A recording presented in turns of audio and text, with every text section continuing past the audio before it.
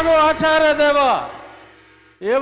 ఏమంటివి జాతి నెపమన సోత శుద్ధుని కింద నిలువ అర్హత లేదందువా. ఎంత మాట ఇది క్షాత్ర పరీక్షయే గాని క్షత్రియ పరీక్ష కాదే. కాకూడదు, ఇది కుల పరీక్షయే అందువా. నీ తండ్రి భరద్వాజుని సంభవం ఎట్టిది. అతి దుముక్షాకరమైన నీ సంభవం ఎట్టిది. కుండలో పుట్టిదివి కదయ్యా, నీదే కులము. అంతేగాక ఈ కుల గురువైన వశిష్ఠుడు దేవకీ వేషయకు వరసి పుత్రుడు కాడా. ఆయనదే కులము.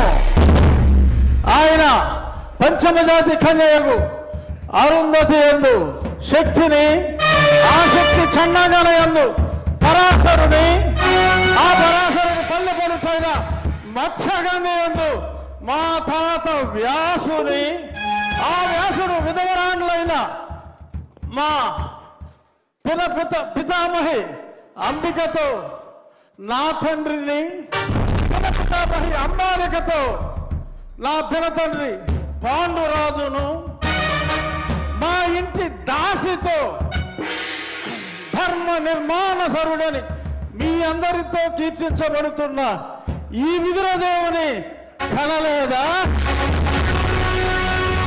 నాతో చెప్పిందేమయ్యా.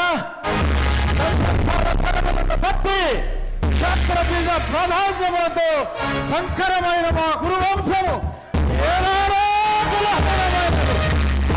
నేను కులము వ్యర్థవాదములు.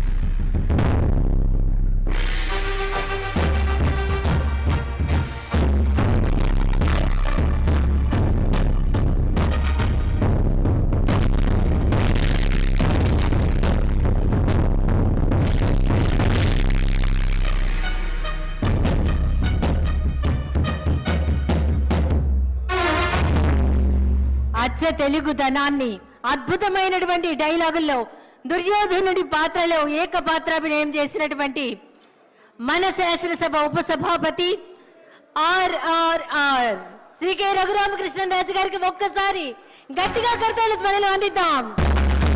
అభినందనలు సార్.